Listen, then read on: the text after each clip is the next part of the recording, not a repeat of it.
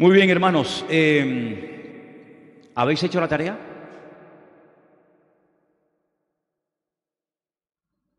¿Habéis hecho la tarea a medias?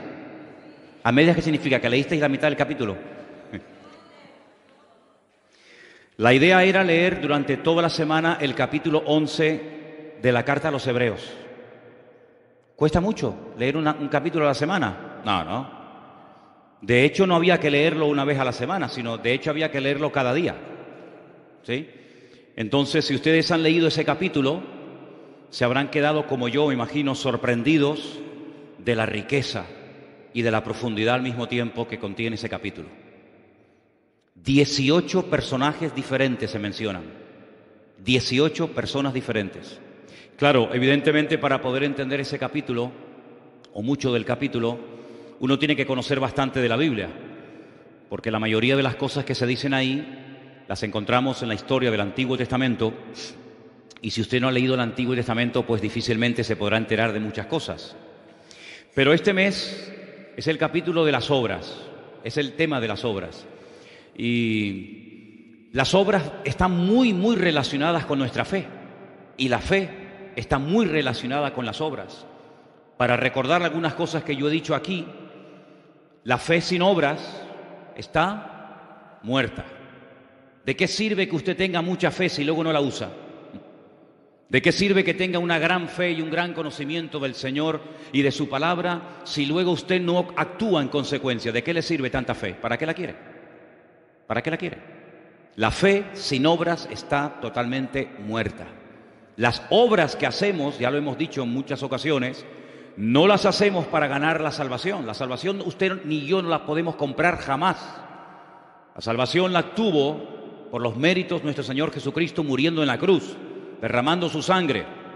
Y Él nos da la salvación por gracia, por medio de la fe. Dice, y esto no de vosotros, pues es don de Dios.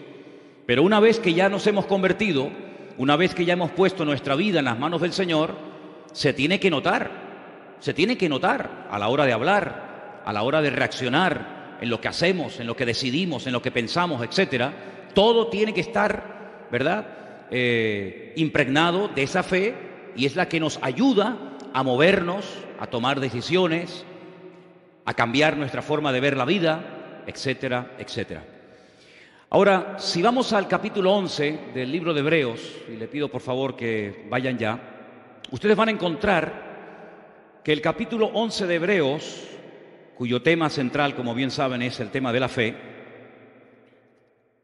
empieza dándonos una pequeña definición de lo que es la fe. Y aparecen dos sustantivos, el sustantivo certeza y el sustantivo convicción. Leamos el versículo 1.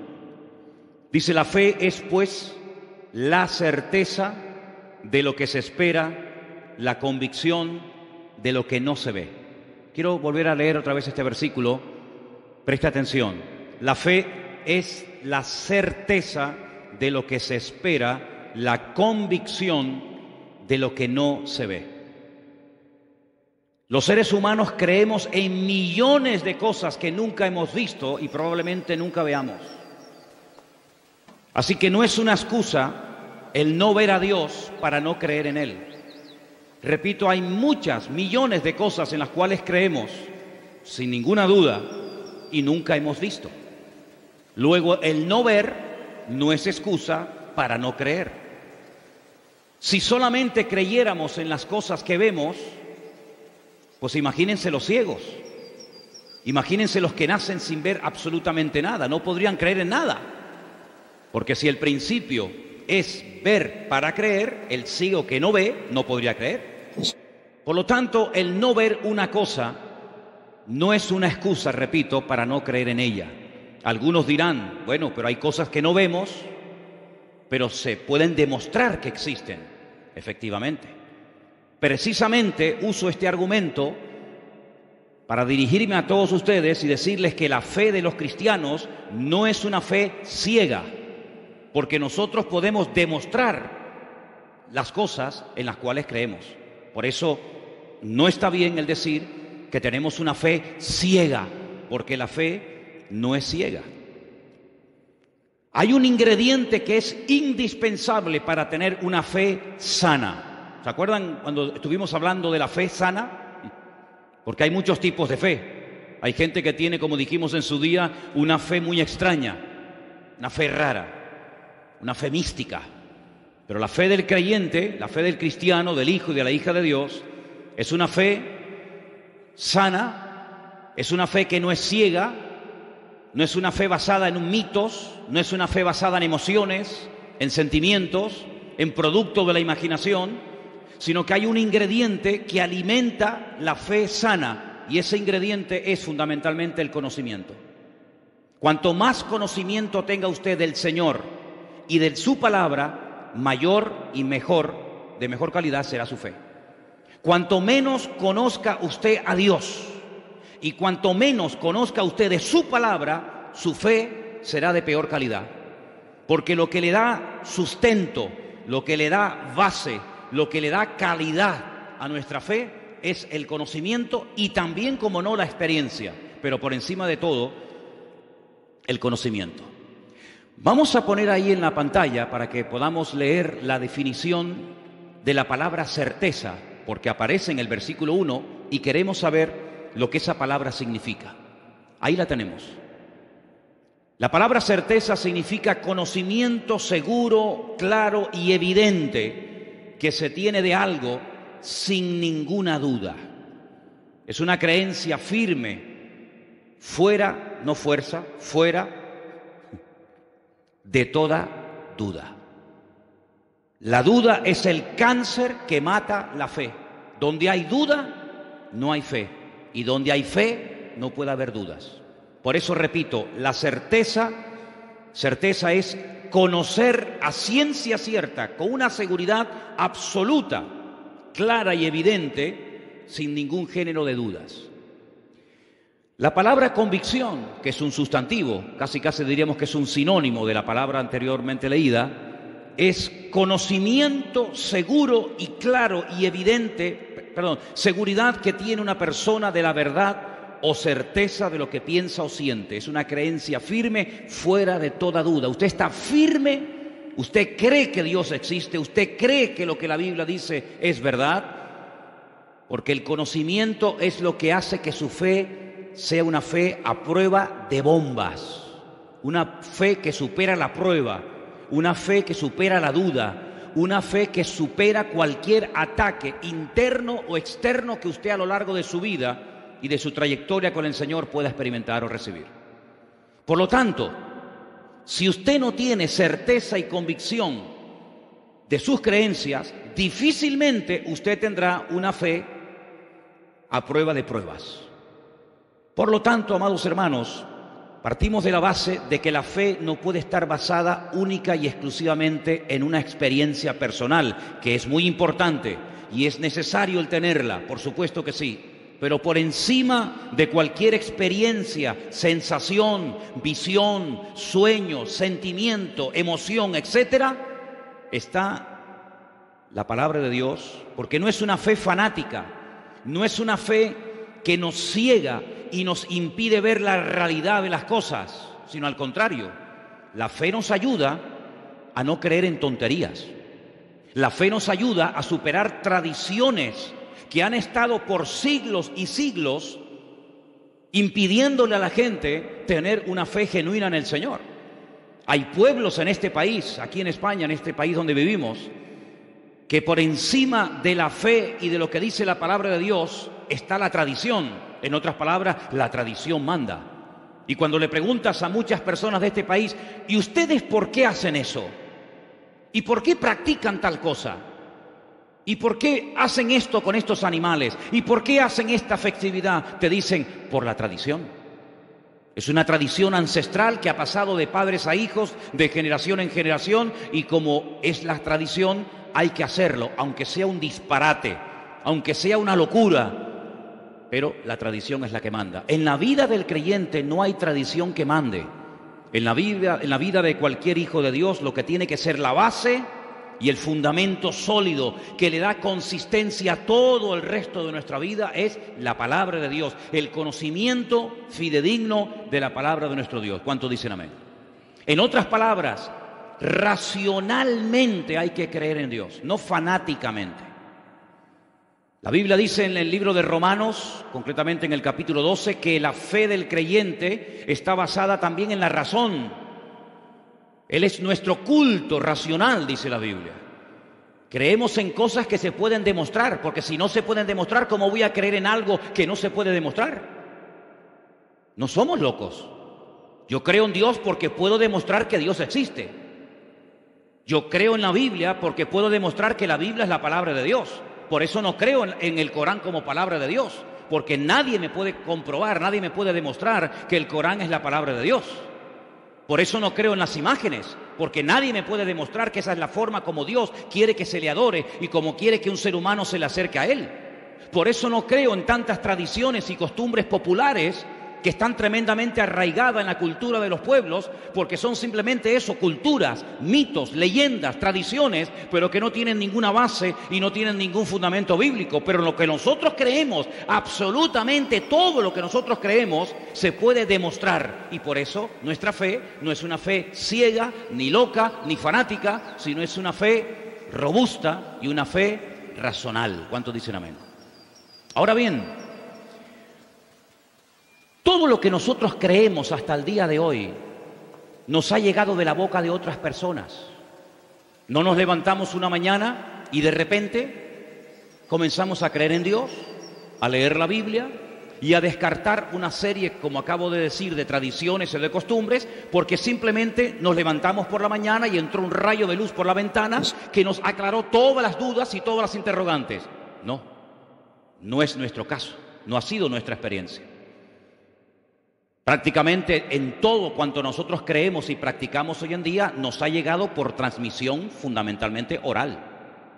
Porque otra persona nos habló del Señor y a esa persona le habló una persona y así es como los eslabones de una cadena. Ahora, lo que nos ha llegado a nosotros como palabra de Dios, lo que nos ha llegado a nosotros acerca de la vida de Cristo y de sus milagros, de su muerte, de su resurrección, etcétera, etcétera, goza de credibilidad. Es decir, nos podemos fiar que lo que nos han predicado y lo que nos han dicho las gentes a lo largo de los 2000 años de historia de la Iglesia es verdad. ¿Te has preguntado alguna vez si lo que leemos en la Biblia realmente era así o no era realmente como nos han dicho? ¿Cuánto tiempo ha pasado? ¿Cuántas generaciones han pasado desde la época de Jesús hasta hoy en día? Déjenme que les dé un pequeño dato. Cuando usted comienza a leer el Evangelio según San Mateo, usted se encuentra que en el capítulo 1 hay un enorme árbol genealógico de los antepasados del Señor Jesucristo. ¿Sí o no? Y fulanito engendró a fulanito y fulanito engendró a tal, y usted va retrocediendo en el tiempo y usted llega al principio de ese árbol genealógico que demuestra que Cristo era descendiente de la casa del rey David, por consiguiente de la tribu de Judá. Dice que desde Abraham hasta Cristo pasaron 42 generaciones. Ahora, muchos de los que están aquí, o algunos de los que están aquí, cuando leen, por ejemplo, un libro de arqueología, o los que están estudiando en institutos y universidades, muchas veces se te dan datos y se te dan fechas realmente que te dejan con la boca abierta, pero nadie los pone en tela de juicio. Por ejemplo, cuando se descubre un fósil, un hueso o algo por ahí, te dicen, esto tiene 10 millones de años. Y a veces tengo la sensación que cuanto más millones de años tenga, como que más fe hay que tener en eso. Y te dicen, no, este dinosaurio vivió hace 250 millones de años.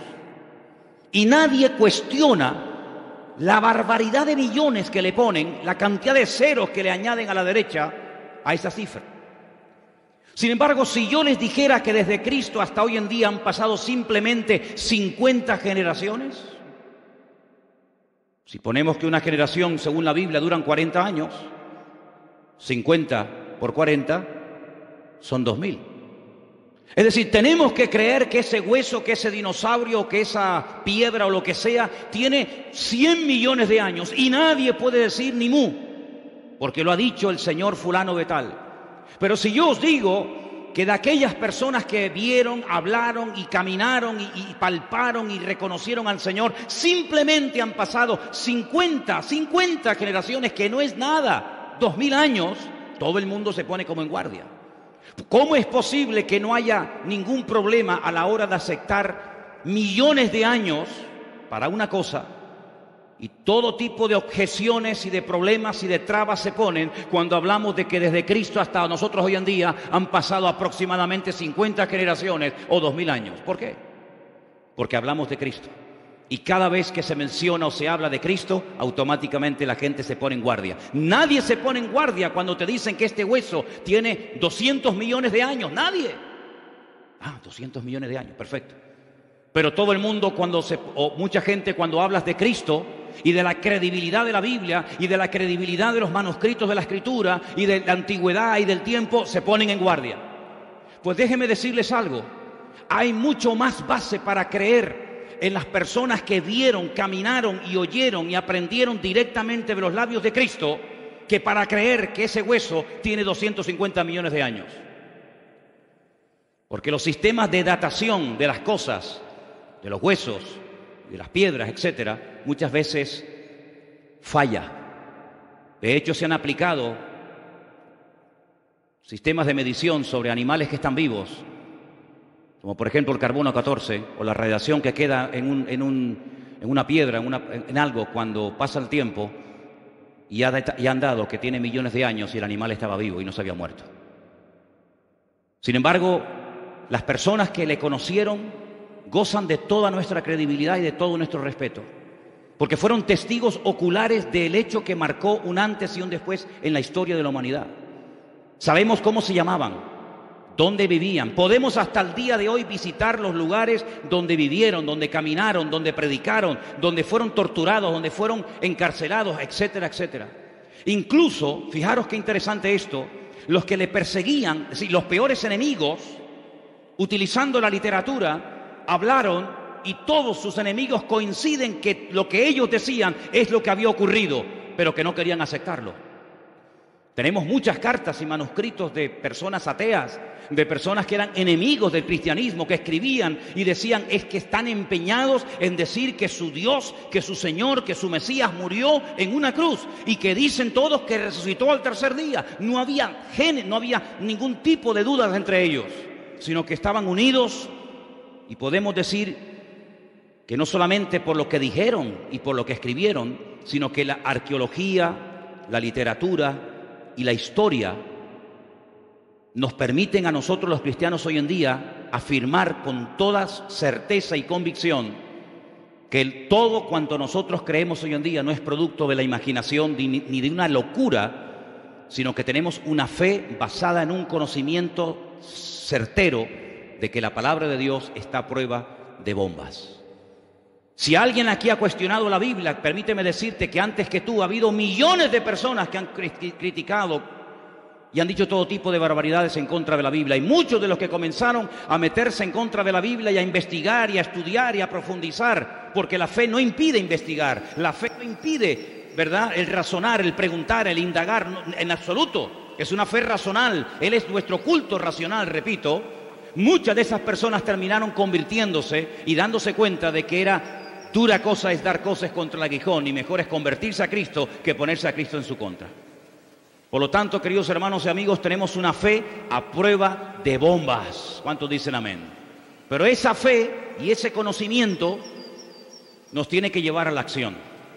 Porque entonces, ¿para qué nos sirve a nosotros todo lo que estamos escuchando esta noche? Simplemente para presumir y decir, wow, tenemos una fe a prueba de bombas. Tenemos una Biblia que es una pasada, un libro matemáticamente perfecto. No, hermano, no simplemente es para que presumamos de que tenemos un Dios poderoso, sino para llevarnos a una vida práctica, para llevarnos a la acción, y para que todo lo que hagamos después de haberle conocido a Él afecte todas las áreas de nuestra vida. Lo familiar, lo psicológico, lo mental, lo económico, absolutamente todas las áreas de la vida tienen que estar impregnadas por la fe que tenemos. Ahora bien, esa palabra tan usada en el libro de Hebreos capítulo 11, la fe, la palabra emuná del hebreo, es una palabra que también tiene otras traducciones, no solamente fe, sino que también se puede traducir por lealtad y por confianza. La misma palabra. ¿Por qué? Porque no hay ninguna garantía que cuando una persona conozca la verdad va a hacer caso y obediencia a la verdad. No hay ninguna garantía. De hecho, hay personas que saben perfectamente que están haciendo algo mal, que les puede causar la muerte, lo saben y lo siguen haciendo. Luego, no hay ninguna garantía que cuando una persona se exponga y conozca la verdad, diga, Señor, perdóname, tú tienes la verdad. Sino puede ser, y no es la primera ni la última vez, que una persona que conoce la palabra, que conoce la verdad, que ha entendido el Evangelio, viva de espaldas al Evangelio.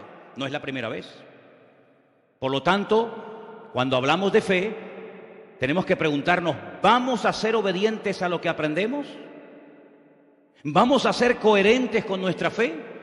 ¿Cómo demuestro que soy obediente y coherente con la fe que tengo?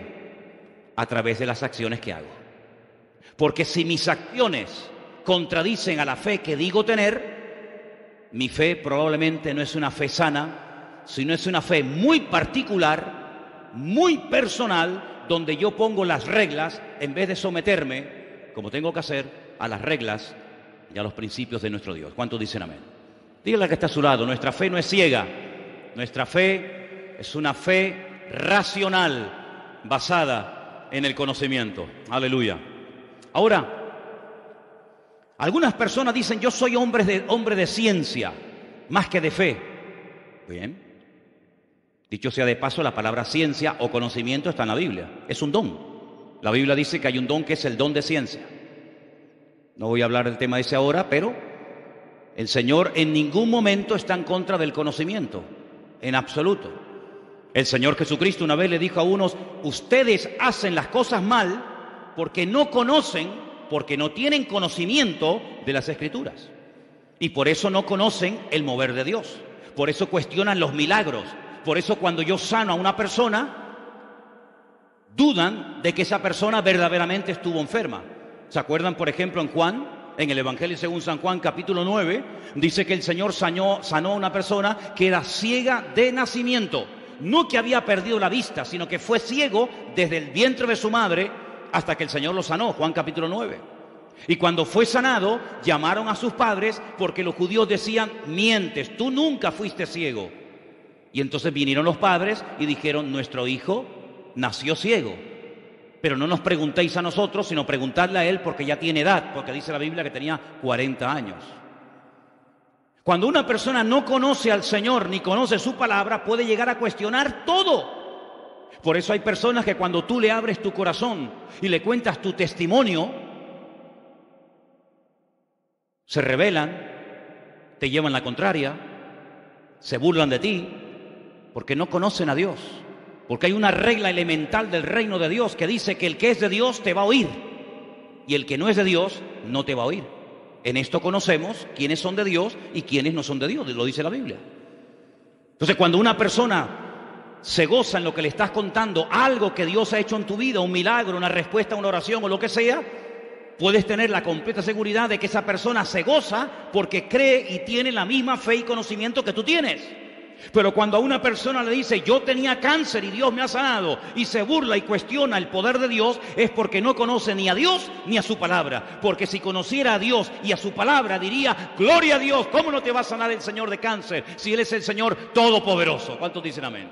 Pero cuando el Dios de esa persona no es un Dios todopoderoso, ¿cómo te va a sanar a ti Dios de esa enfermedad o de cualquier otro problema? ¿Te das cuenta?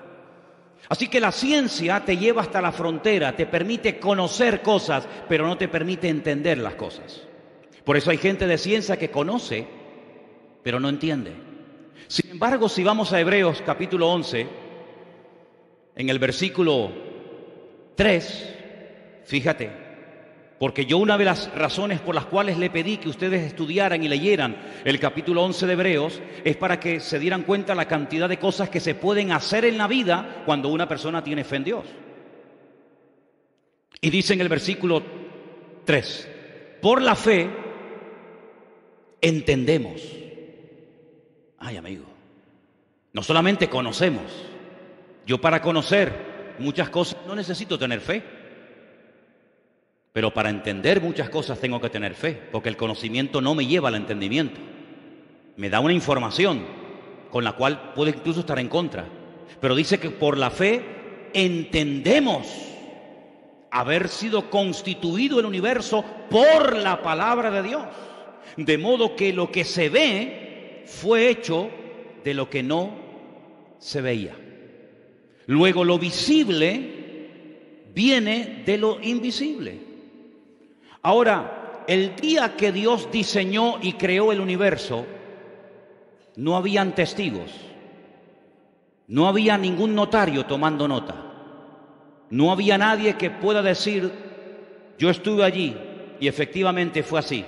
Yo lo vi cuando le dijo a nada, sea la luz, y la luz apareció de la nada. No hay testigos, ni siquiera uno. Y entonces es cuando tenemos que recurrir al documento oficial donde Dios da testimonio de sí mismo. Y ese documento oficial que Dios utiliza para dar testimonio de sí mismo es su palabra. Lo que Él pensó se materializó cuando lo dijo.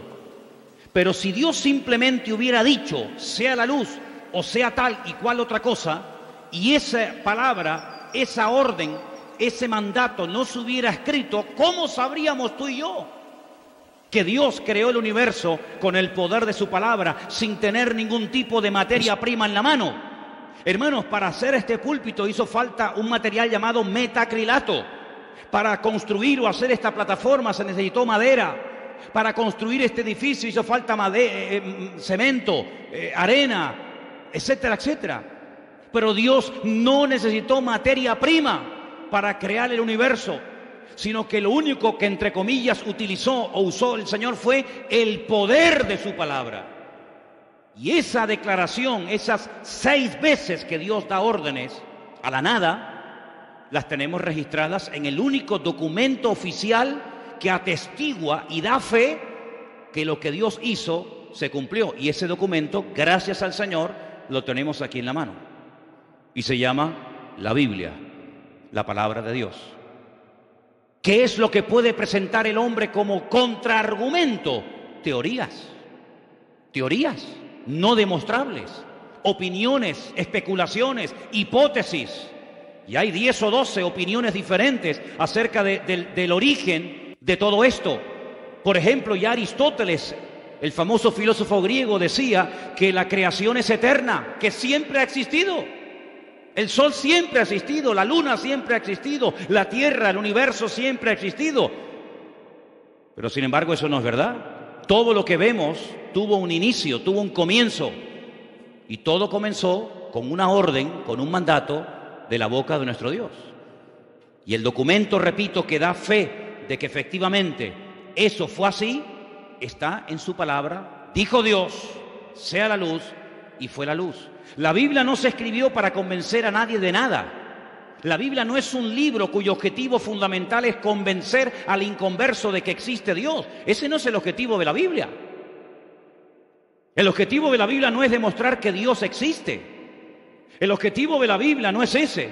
La Biblia ya desde el principio comienza mencionando a Dios en primera persona. Dijo Dios, sea la luz, y fue la luz. Y ya lo da por hecho. Incluso la misma Biblia dice que el necio dice en su corazón que Dios no existe. El necio. Porque hay que ser necio. Y yo me remito a la palabra de la Biblia. Hay que ser un necio para decir que Dios no existe. El día que a mí me demuestren que Dios no existe, ese día nos sentaremos y hablamos. Pero de momento no he encontrado en todos los años que tengo a nadie que sea capaz de demostrarme que Dios no existe. Algunos me dicen, demuéstrame tú que tu Dios existe. Digo, no, vamos a hacerlo al revés. Empieza tú. Empieza tú. Ustedes son mayoría, ¿no? Los que dicen que Dios no existe, pues presentadme argumentos para demostrar que Dios no existe.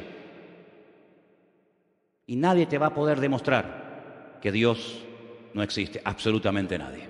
Ahora bien, las 2 palabras que aparecen ahí en el versículo 1, certeza y convicción, todos ustedes saben que la Biblia se escribió fundamentalmente en 2 idiomas. El Antiguo Testamento se escribió en la lengua sagrada, el hebreo, y el Nuevo Testamento se escribió en el idioma culto de la época, que era el griego, ¿vale? Los manuscritos de los cuales se ha traducido el Nuevo Testamento a todas las lenguas que existen hoy en día son de origen griego. Las dos palabras que aparecen ahí en el versículo 1, griegas, para hablar acerca de certeza y convicción, una de ellas es la palabra upostasis. Permítame llevarles al capítulo 1 de Hebreos, versículo 3. Estamos en Hebreos capítulo 1, versículo 3, donde dice lo siguiente: el cual, siendo el resplandor de su gloria y la imagen misma de su sustancia, esa es la palabra que les acabo de mencionar, y quien sustenta todas las cosas con la palabra de su poder, habiendo efectuado la purificación o la limpieza de nuestros pecados por medio de sí mismo, se sentó a la diestra de la majestad en las alturas. Una cosa es que yo diga la palabra agua, que todo el mundo la conoce, y otra cosa es cuando tomamos ese elemento que todo el mundo conocemos y sin el cual es imposible la vida, y lo analizamos químicamente. Hay una fórmula que define al agua, como hay una fórmula para definir todo cuanto existe y que tiene materia, que tiene masa. Y la fórmula del agua es H2O, hidrógeno y oxígeno. El hidrógeno es energía, por eso cuando bebes agua, no solamente calmas la sed, oxigenas tu cuerpo, oxigenas tu sangre, sino que además te mete oxígeno en tus venas, hidrógeno. Y el hidrógeno en grandes cantidades es una bomba. Hay bombas de hidrógeno, mucho más potente que la bomba atómica. El hidrógeno es capaz de mover toneladas y toneladas y cosas que no te puedes ni imaginar. En una pequeña cantidad, si fuera más nos mataría, si fuera menos no serviría para nada, pero con esa fórmula H2O, dos moléculas de hidrógeno, una de oxígeno, sobrevivimos, y gracias al Señor por ese elemento tan maravilloso. Y dicho sea de paso, 3/4 partes de nuestro cuerpo es agua y solamente una parte es materia. Ahora bien, la Biblia nos dice que la esencia de Dios es, por ejemplo, el amor. La esencia de Dios es el amor. Nosotros podemos decir: yo tengo amor, yo tengo paciencia, yo tengo paz, yo tengo conocimiento, yo tengo tal y tal otra cosa. Pero hablando con propiedad, Dios no tiene nada. Dios es. Dios no tiene amor. Dios es amor. Dios no tiene paz. Dios es la paz personificada. Por eso el Señor Jesucristo le dijo a sus discípulos: mi paz os doy, porque yo soy el príncipe de paz. ¿Cuántos dicen amén? La paz que yo tengo, Él me la dio, pero la paz que Él tiene, ¿quién se la dio? Nadie, porque a Él nadie le da y nadie le quita, porque la esencia de Dios es paz, es amor, y todo lo que podamos añadir en esta tarde cada uno de nosotros. Por eso yo creo que tenemos muchas veces que pensar cuando decimos ciertas y determinadas cosas. Y les voy a poner un ejemplo para que veáis. ¿Cuántos creyentes tú le habrás oído decir en algún momento determinado: la fe viene por oír, y por oír la palabra de Dios?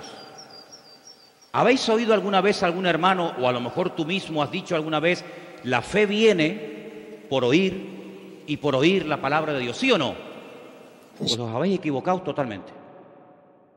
Porque eso no dice la Biblia. No me diga, hermano, no, perdone. La Biblia no dice que la fe viene por el oír.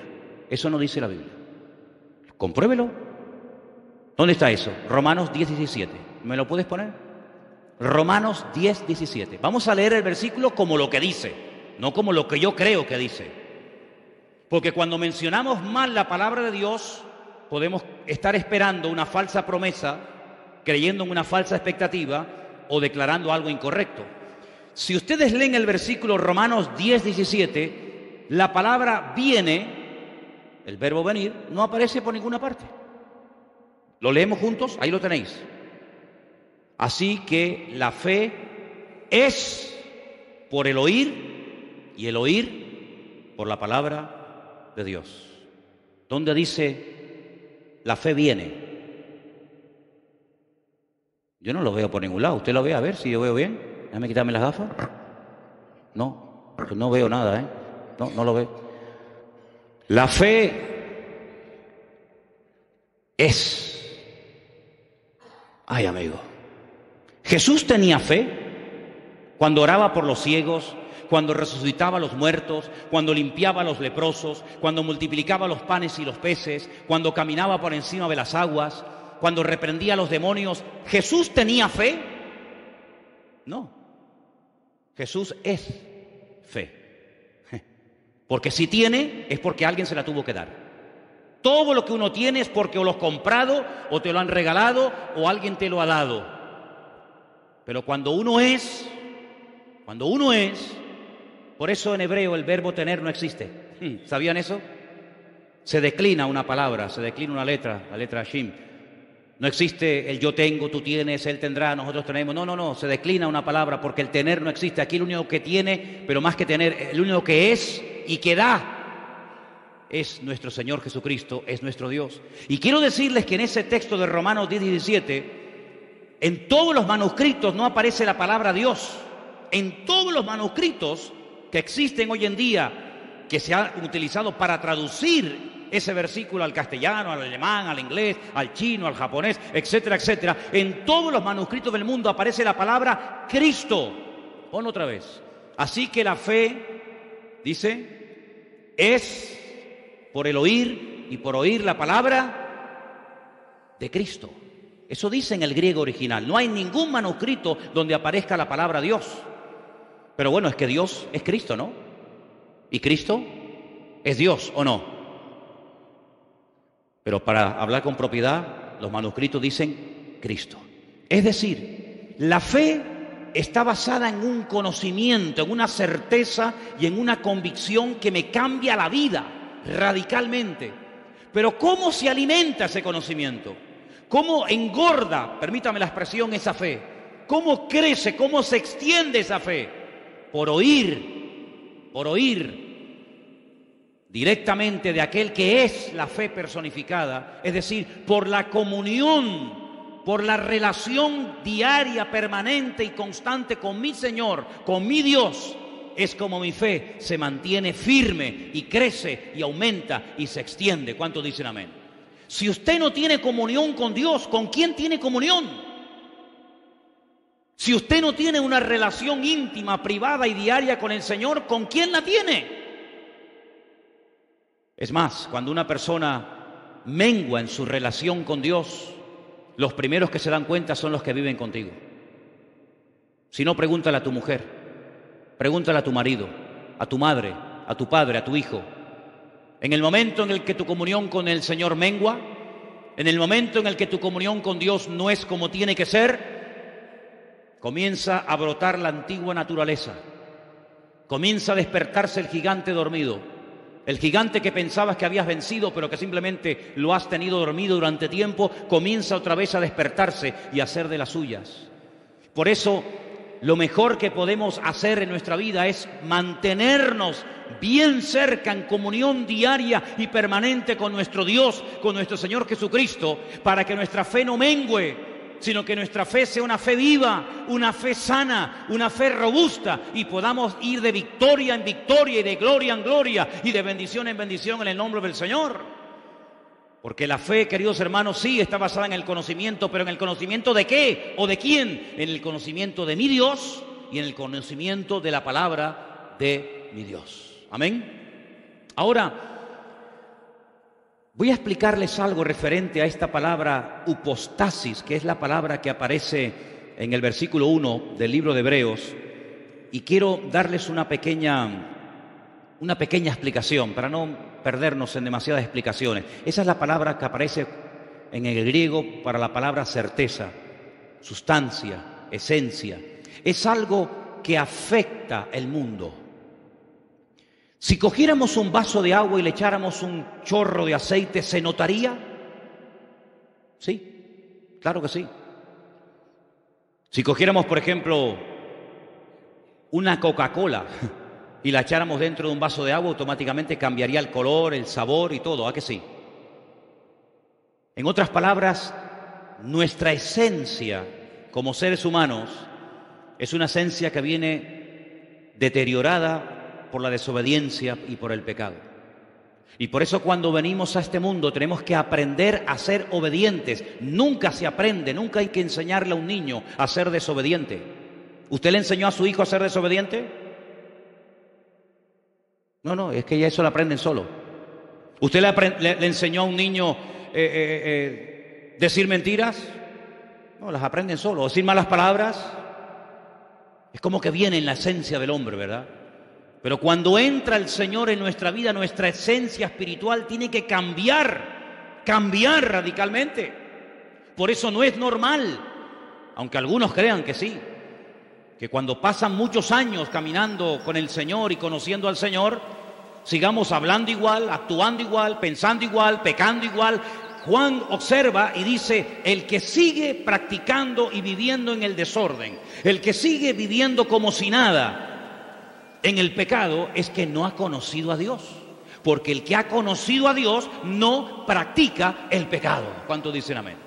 Dígale que está a su lado. El que conoce a Dios no practica el pecado, no lo puede practicar. Porque cuando uno conoce al Señor, lo que menos uno quiere hacer en la vida es pecar y desobedecer al Señor. En esto conocemos que hemos pasado de muerte a vida, dice Juan, en que amamos a los hermanos. ¿Cómo pueden pasar años sin dirigirle la palabra a una persona y usted llamarse cristiano? Es que probablemente usted no sea cristiano. Porque la Biblia dice que el que practica asiduamente algo no ha conocido a Dios. Es que no lo digo yo, que yo no he escrito ni una página de la Biblia. La Biblia dice que ama a Dios y trata al trancazo a su hermano y no le habla, lo insulta, lo humilla, no lo ama, no lo respeta, no lo perdona, no le permite en un momento determinado cometer un agravio contra usted, entonces usted es más duro que Dios. Usted es más juez, más duro y más intolerante que Dios. Porque la Biblia dice que en esto se demuestra que hemos pasado de muerte a vida. En que hay algo en nuestra naturaleza que ha cambiado. ¿Y saben lo que ha cambiado? La esencia. Ahora tenemos la esencia de Dios. Dice que Él es el autor y el consumador de nuestra fe. Él es el que nos da la fe y el que nos mantiene esa fe viva en nosotros. Y por eso, cuando obramos, cuando hacemos obras, cuando hacemos buenas acciones, fruto, en definitiva, pues estamos demostrando que nuestra fe no es una fe muerta, sino es una fe viva. La otra palabra que aparece también se puede encontrar en la Biblia como la palabra amonestación. ¿Podemos poner otra palabra? Una era upostasis, la otra es elengos. La palabra elengos a veces se traduce en la Biblia por la palabra reprender, amonestar. Es decir, escuche bien esto es un concepto que esta semana me ha llamado mucho la atención. Cuando dice la fe es convicción, la fe es una amonestación. La fe es algo que me sacude. La fe es algo que me dice, no, así no es. La verdadera fe, no la fe religiosa, no la fe de la tradición, no la fe del mundo, no. La fe de Dios, esa semilla, esa esencia divina que Dios pone como regalo en tu alma, en tu corazón, es una semilla que te sacude por dentro. El engos es que te reprende, que te amonesta, que ya no te sientes bien cuando vas a adorar lo que no hay que adorar, que ya no te sientes a gusto cuando vas a pecar, ya no puedes pecar a gusto como antes, ya no te gozas en el pecado, sino que ahora te gozas en la justicia y te sientes mal cuando ofendes a Dios. Esa es una característica de la fe de la cual se habla muy poco, porque se suele hacer mucho énfasis que la fe es para ver milagros, para recibir respuesta a nuestras oraciones. Sí, todo está muy bien, pero cuidado, la fe que decimos tener también nos tiene que sacudir y también nos tiene que abrir los ojos y quitar la venda y el velo de nuestra cara y nos amonesta y nos reprende diciendo, que eso no es así. Por eso, queridos hermanos, dice la Biblia que cuando Pablo se convirtió al Señor, enseguida predicaba de la fe. En otras palabras, dice que huían de él porque dice, que en otro tiempo perseguía la fe, ahora nos predica de la fe. Claro, La esencia del apóstol Pablo, como la esencia de cualquier ser humano, cuando pone su vida en las manos del Señor, cambia radicalmente, completamente cambia. Antes huían de Pablo, ahora se acercaban a Pablo porque tenía palabra de Dios. Lógico, porque esa esencia de Dios es una esencia que no espanta, es una esencia que atrae, porque es como un imán que lleva a la gente al conocimiento de la verdad. ¿Cuántos dicen amén? Miren la mujer samaritana. La mujer samaritana, la de Juan capítulo 4, la conocemos, ¿sí? ¿A qué hora fue a buscar agua? A las 3 de la tarde. ¿A quién se le ocurre?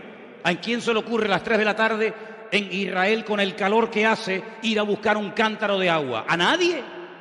Pero es que ella iba a esa hora porque nadie la veía, porque era una mujer de mala reputación, era una mujer que había destrozado muchos hogares.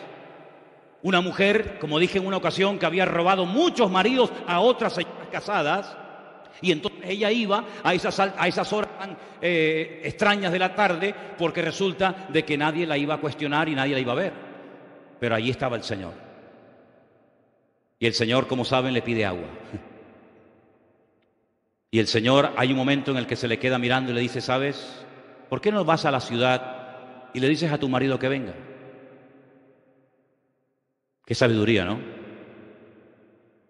Ella le dice: es que yo no tengo marido. Dice: muy bien. Fíjate, no ocultó su realidad. Dice que el que encubre no prosperará. Muy buena respuesta, mujer. Has dicho lo correcto, no tengo marido, pero te recuerdo que ya has tenido 5. 5. Y el que ahora tienes tampoco es tu marido. Ya iba con 6, y ninguno de los 6 era su marido. Entonces la mujer se queda sorprendida, se va a la ciudad, oyen al maestro, cambian de vida, y cuando el Señor se va a los 2 o 3 días de Samaria, dicen los samaritanos la siguiente palabra: ahora no solamente creemos en Él como el Salvador y como el Mesías que tenía que venir a este mundo, no solamente creemos en Él por tu testimonio y por lo que tú nos dijiste que Él te dijo, sino que ahora también nosotros, porque hemos tenido una experiencia personal con Él, ahora también nosotros tenemos una fe personal en Él. Una fe que no solamente depende de tu testimonio, sino una fe que nosotros tenemos porque también le hemos conocido personalmente. ¿Cuántos dicen amén? Y por eso dije al principio del estudio que es muy importante que nosotros tengamos una fe basada en el conocimiento de las Sagradas Escrituras, de la Palabra de Dios, que es lo que le va a dar solidez a tu fe, sino también el paso siguiente es una experiencia personal con el Dios de la Palabra. Porque si no vas a conocer solamente la Palabra de Dios y no vas a conocer al Dios de la Palabra, que es lo que le pasa a mucha gente. Hay muchas personas que han estudiado en seminarios y dicen que saben mucho de la palabra de Dios, pero de Dios no tienen ni idea. Cada vez que voy a Israel me pasa lo mismo. Hablo con muchísima gente que tienen conocimiento de la palabra de Dios tremenda. Libros enteros de la Biblia que saben de memoria, cosa que ninguno de nosotros sabemos. No hay nadie aquí que se sepa un libro de la Biblia de memoria. Nadie. Y allí en Israel hay miles de personas que se saben libros y libros enteros de la Biblia de memoria. Pero de Dios, del Dios de la palabra, no tienen ni idea, porque si conocieran al Dios de la palabra, nunca hubieran crucificado al Hijo de Dios, ni lo hubieran rechazado, ni lo seguirían rechazando. ¿Te das cuenta?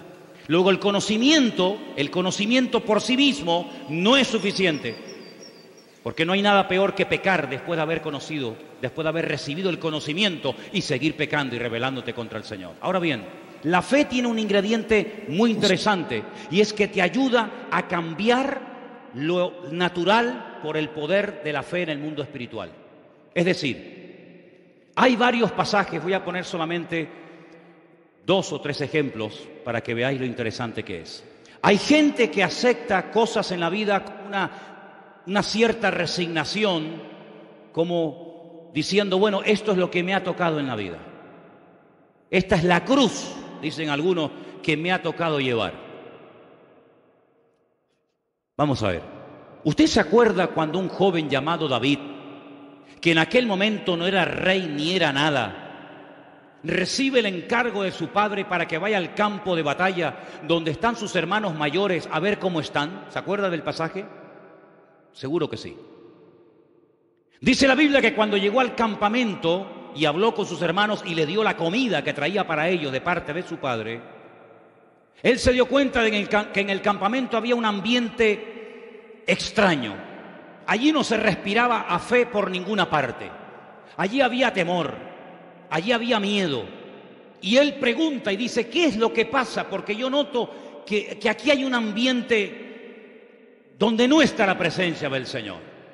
Porque dice la Biblia que el amor echa fuera el temor, y allí había temor por todas partes, empezando por el rey hasta el último del ejército. Y le informan de que hay un paladín, que hay un gigante enorme llamado Goliat, que lleva 40 días asustando, amedrentando a las tropas del ejército de Israel. Y entonces él le dice al rey Saúl, yo voy a ir y voy a luchar contra ese hombre. Y todo Israel sabrá hoy que el Dios de Israel es el Dios vivo y verdadero. Recibe todo tipo de oposición. Primero, por parte de sus hermanos. Segundo, el rey intenta ponerle una armadura que ni a él le servía, cuanto menos a David. En otras palabras, intentan con armas naturales dotar o capacitar a David para una batalla que ni ellos mismos, todos juntos, serían capaces de vencer al gigante Goliat. Pero David les dice una palabra extraordinaria, primero al pueblo y después al gigante Goliat, que es a lo que quiero ir. Primeramente le dice a los soldados, incluido al rey Saúl, yo no voy a él con espada y con jabalina, porque esta guerra él había discernido que no era una guerra cuerpo a cuerpo, como tantas que tuvo que librar después cuando fue rey de Israel, sino que esta es una guerra que tiene una connotación diferente. Y ustedes no han sabido discernir el espíritu que hay detrás de este hombre. Ustedes miran a Goliat, pero yo me doy cuenta de que detrás de Goliat hay demonios. Detrás de Goliat hay fuerzas demoníacas que lo que intentan es frenarnos, humillarnos e impedir que seamos un pueblo feliz y un pueblo vivo y victorioso. Y por eso yo no puedo ir contra este hombre con una espada, con una lanza, con una jabalina, porque en este momento esta guerra no se gana así. Mañana, cuando sea rey, iré con espada, con lanza, con jabalina, etcétera, etcétera. Pero hoy, precisamente hoy, estas armas son inservibles, no sirven para nada. Hoy voy a utilizar otro arma que ustedes lamentablemente no conocen y que yo voy a utilizar hoy, y van a ver qué tremendo resultado va a producir en el mundo natural. Y es que yo voy a ir en el nombre del Dios de Israel. Claro, ellos se quedaron sorprendidos porque para ellos esta forma de hablar era muy extraña. Esta forma de hablar la desconocían totalmente, por eso estaban asustados. Porque uno tiene fe, amigo, hasta que tú pierdes el control. Y la verdadera fe, cuando empieza a funcionar, es cuando pierdes el control. ¿Lo has oído? La verdadera fe empieza a funcionar cuando tus recursos se acaban. Mientras tienes dinero en el banco, tú estás tranquila. Mientras tienes trabajo, no hay problema. Mientras tienes salud, no pasa nada. Pero se te acaba el dinero, comienzas a tener problemas de salud, pierdes el trabajo, te quitan 3 o 4 cositas que te dan una falsa seguridad, y ahí es donde empieza a funcionar la fe. Ahí es donde empieza a funcionar la fe. Fe no es llenar el depósito de gasolina, ir al sur y volver a Santa Cruz. Eso no es fe. Eso es lo que hace todo el mundo. Fe sería, en todo caso, ir con 1 litro de gasolina al sur y volver. Eso sí sería fe. Pero ir al sur con el depósito lleno de gasolina, ahí no hay ningún tipo de fe en absoluto. Fe no es moverme por lo que tengo, sino fe es moverme por lo que soy. Y mientras tú te muevas por lo que tienes, tú no estás demostrando tener fe. Pero cuando tú te mueves no por tus recursos naturales, sino por los recursos divinos, amigo, ahí donde verdaderamente se demuestra quién tiene y quién no tiene fe. Yo voy a ir desarmado, sin casco, sin escudo, sin jabalina, sin lanza, sin espada, sin puñal, a cuerpo descubierto, pero voy a ir protegido y cubierto por un nombre, que es sobre todo nombre. Y entonces cuando llega al campo de batalla, yo ya a ustedes les he dicho lo que tenía que decirles. Mediten en lo que les acabo de comentar. Y ahora me voy al terreno de la realidad, porque la fe no trabaja en la imaginación, la fe trabaja en el terreno de la realidad. Sí, es muy bonito lo que le has dicho a tus hermanos, sí, has quedado muy bien, qué bien. Sí, pero ahora vete al campo de batalla y demuéstralo. Es muy bonito decir, yo soy la resurrección y la vida, el que cree en mí, aunque esté muerto, vivirá. Eso también lo digo yo. Sí, pero ahora tienes que pasar el examen. Ahora vete al cementerio y saca al muerto de la tumba. No dices que eres la resurrección y la vida, demuéstralo. Cuando llegó al campo de batalla, le profetiza a Goliat y le dice, hoy te voy a cortar la cabeza y le voy a dar tu carne a las aves y a las fieras del cielo y del campo. Y todo Israel sabrá que el único Dios que aquí manda y gobierna y controla es el Dios de Abraham, de Isaac y de Jacob. Y en base a esa palabra, en base a esa fe, por eso David es mencionado en el libro de Hebreos, aunque de pasada, porque dice que el tiempo le faltaría si se pone a hablar de cada uno de ellos, pero se menciona el nombre de David, si lo habéis visto. David acaba de dar una palabra de fe, como tú y yo la podemos dar, pero ahora hay que ir a la acción, amigo. Y ahora le dice a Goliat, ven, acércate. Y dice que se va a un arroyo donde toma 5 piedras. Una vez se lo expliqué, solamente de paso se lo vuelvo a explicar.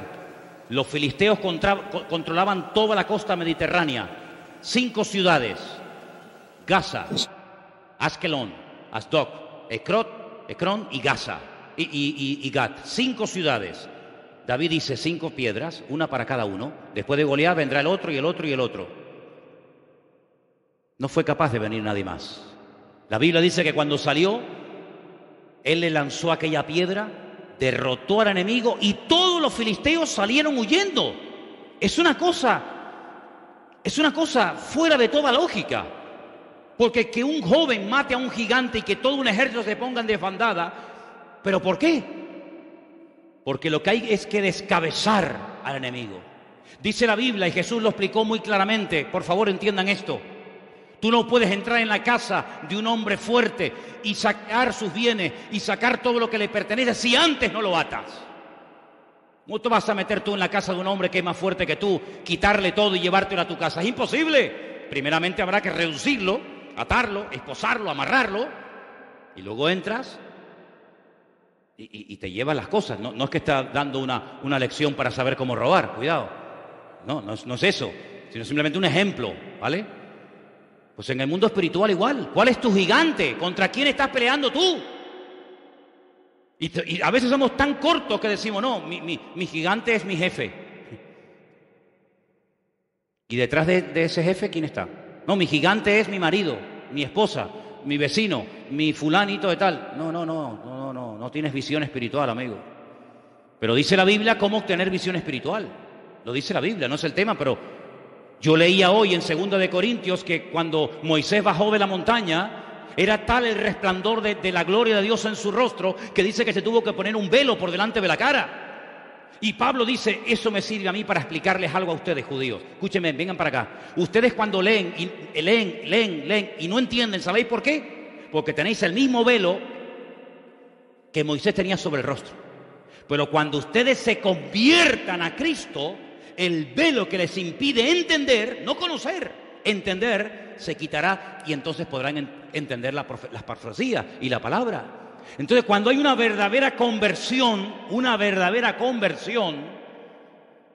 la visión espiritual se recobra. Antes era ciego, mas ahora veo. Ahora te das cuenta que detrás de ese político, detrás de esa persona que te critica o te calumnia o lo que sea, hay fuerzas espirituales donde nosotros podemos tener un efecto tremendo por medio de la fe, porque la fe me sirve para entender, la fe me sirve para tomar decisiones, la fe me sirve para avanzar y la fe me sirve también para discernir en el mundo espiritual dónde está el problema, no en lo natural, sino en lo espiritual. ¿Cuántos dicen amén? Bueno, yo espero que no hayan perdido el hilo, yo sé que son tantas cosas, pero ¿se dan cuenta, hermanos? ¿Se dan cuenta que ser creyente es mucho más que venir aquí todos los domingos? ¿Te das cuenta? ¿Te das cuenta que tus batallas personales no son mi responsabilidad, son tu responsabilidad, no son la mía? que todos tenemos nuestras batallas y nuestros gigantes y nuestras luchas y nuestras ciudades amuralladas y nuestras fortalezas, todos.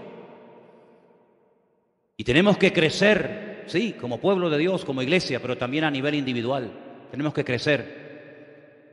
Uno de los problemas que tenía el pueblo de Israel es que no crecía en relación al tiempo que llevaban caminando con el Señor. Dice, ustedes salieron de Egipto, pero Egipto no salió nunca de ustedes. Siguen todavía con la mentalidad de Egipto, echan de menos los pepinos, la cebolla, la comida de Egipto, por favor, pero si allí vivíais como esclavos. Pero cuando os viene un problema, enseguida volvéis al pasado, enseguida pensáis en qué bien vivíamos en Egipto. ¡Falso! ¡Falso! ¿Cómo que vivíamos bien en Egipto? Si allí vivíamos privados de libertad y estábamos pasando miseria, pobreza y necesidad y hambre. ¿Qué dicen? ¿Verdad? El enemigo siempre, cuando viene un momento de prueba, te va a hacer mirar atrás, siempre.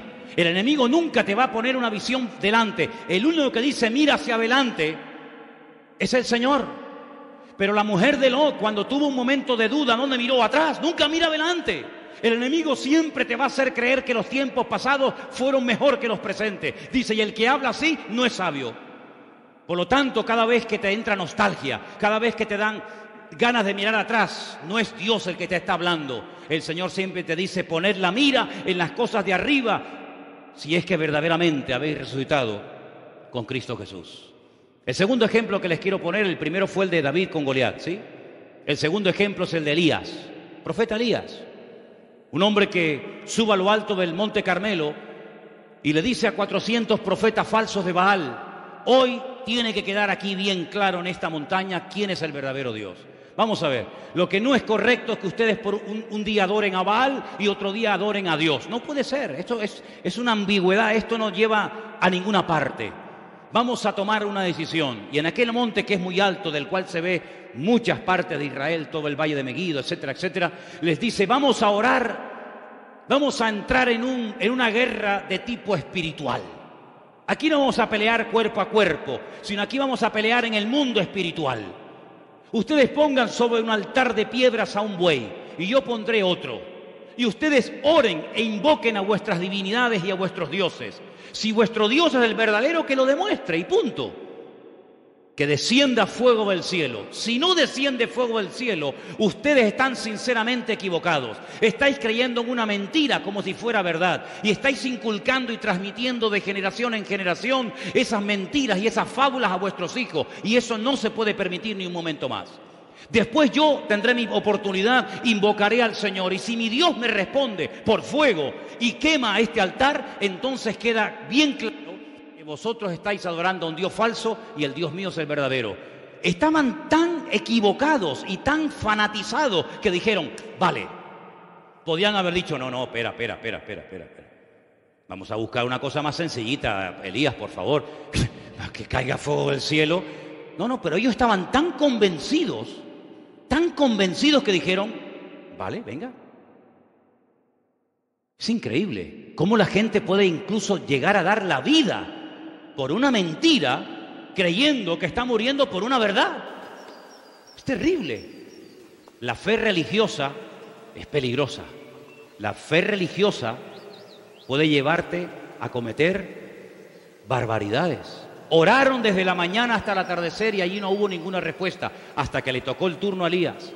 Y dice la Biblia que cuando Elías oró, previamente había dicho que le echaran agua a la leña, que le echaran agua al altar, etcétera, y cayó fuego del cielo. Allí se demostró que el Dios de Israel era el Dios vivo y verdadero y no Baal al cual ellos adoraban.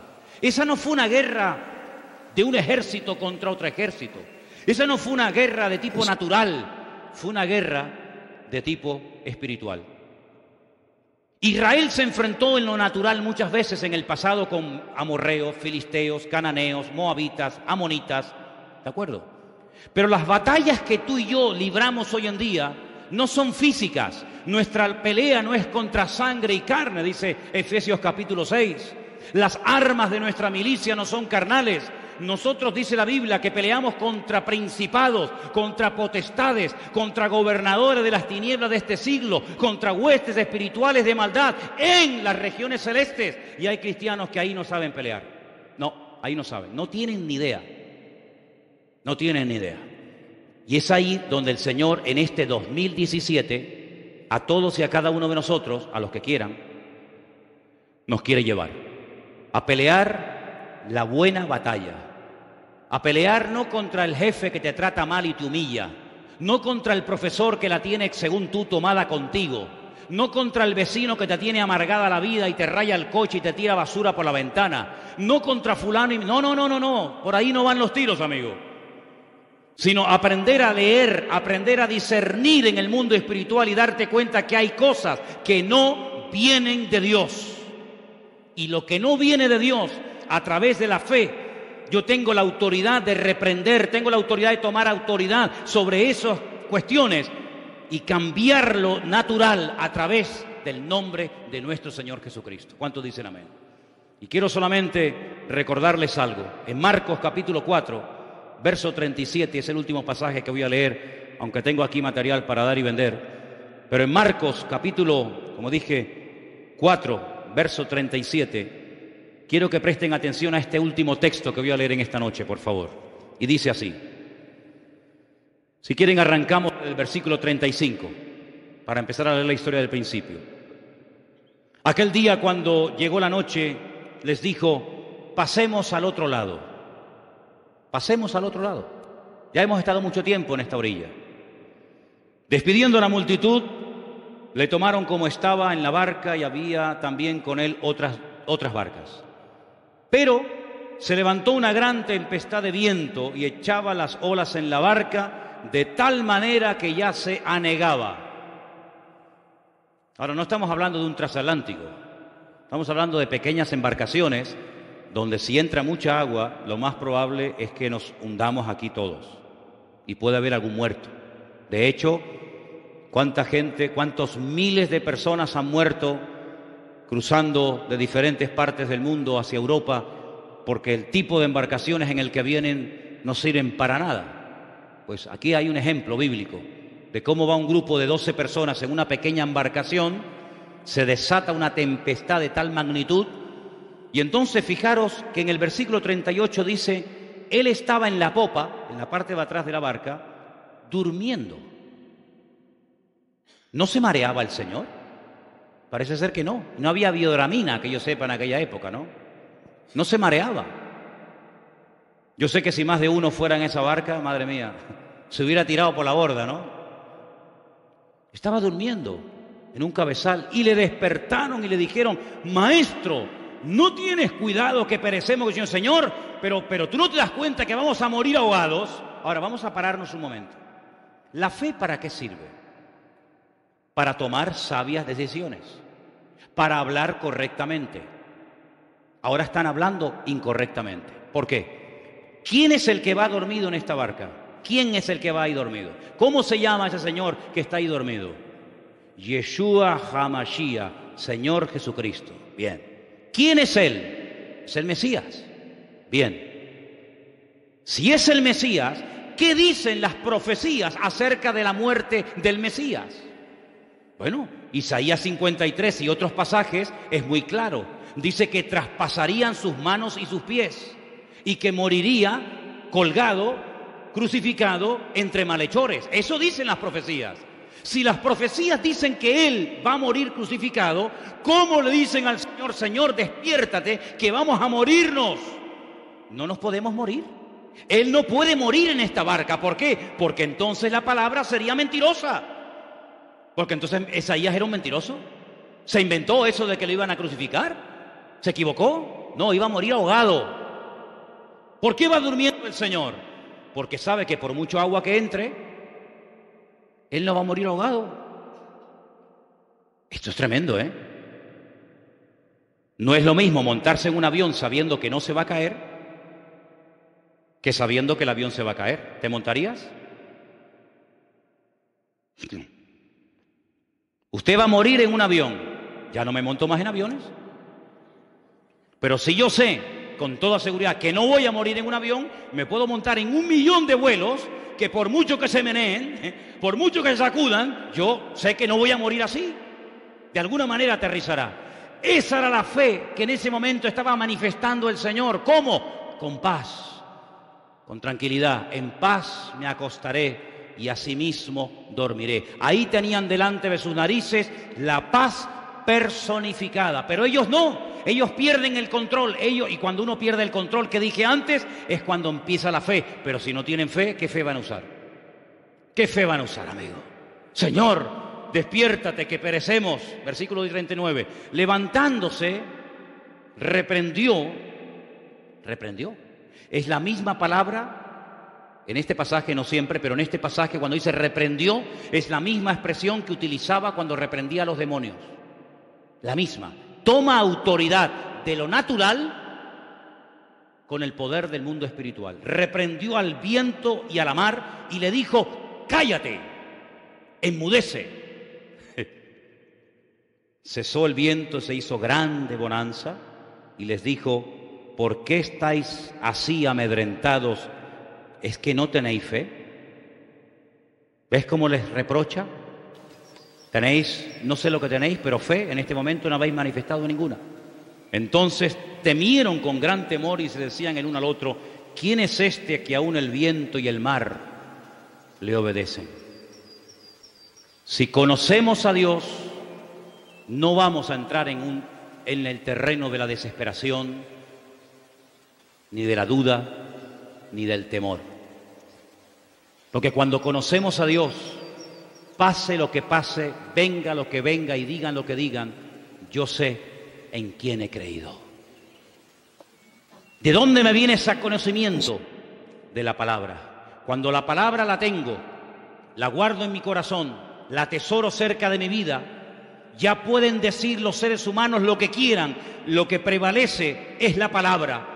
Y la palabra me da fe, la palabra me da ánimo, la palabra me da seguridad, la palabra me da confianza. Y por eso, aunque ocurran cosas terribles, si el Señor me ha dado una palabra específica, si el Señor me ha dado el regalo de su palabra, de su documento oficial, no tengo por qué temer de nada ni de nadie, porque nosotros vamos a estar en esta vida hasta que Dios lo permita y lo quiera.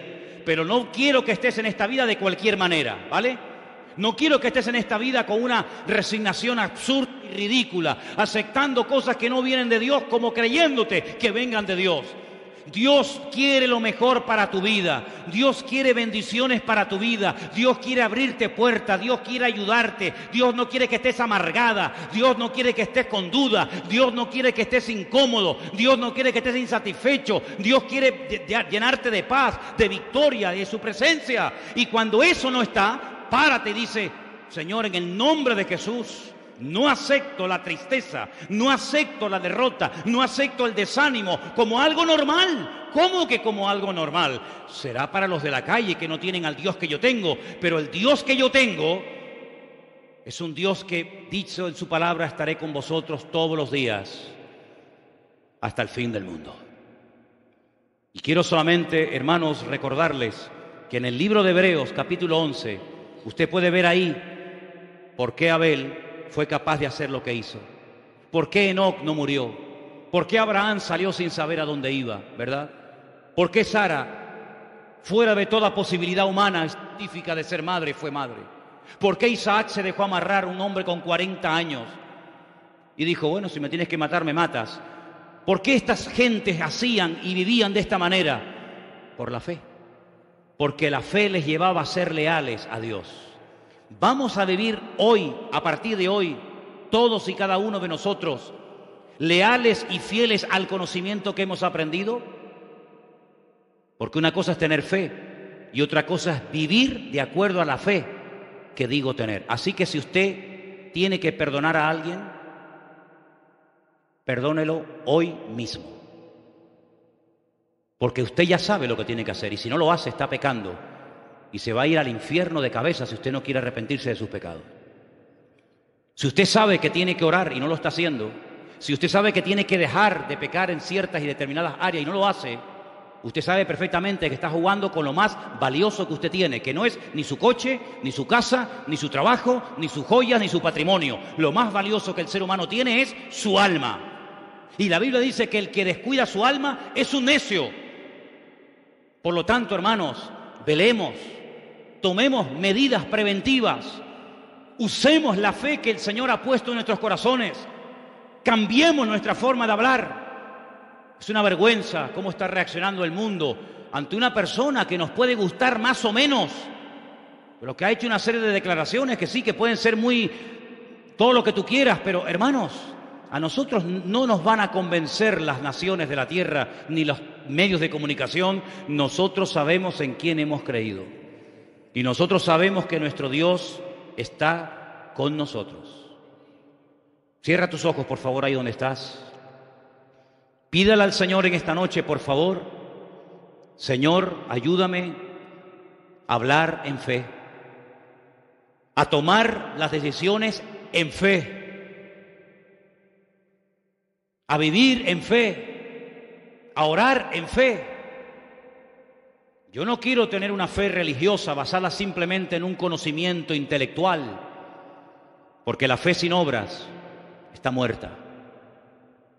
La fe sin obras no sirve para nada.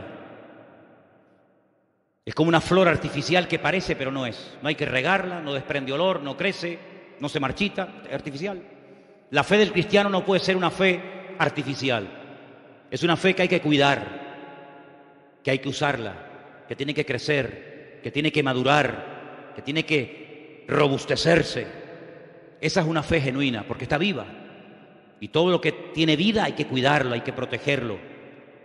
Y por eso en esta noche te pedimos, Señor, que tú nos ayudes a mentalizarnos y a entender y aceptar que la fe es algo vivo, no es un concepto abstracto que no sabemos ni lo que estamos diciendo o hablando, sino que la fe, Señor, es vivir tu vida a través de la nuestra. Tú eres nuestro máximo ejemplo de fe, porque tú eres la fe personificada, la obediencia, la lealtad, la fidelidad personificada. Y queremos pedirte en esta noche, Señor, que nos ayudes a vivir en base a esa fe, a hablar, a pensar, a reaccionar en base a esa fe. Y que ningún elemento externo, ni siquiera interno, se interponga en nuestra fe, sino que podamos, como dice tu palabra, alcanzar buen testimonio como los antiguos, de que pusimos nuestra confianza y nuestra fe en el Señor. Gracias por el regalo hermoso de tu bendita palabra, a la cual amamos y hacemos bien en escudriñarla y en leerla.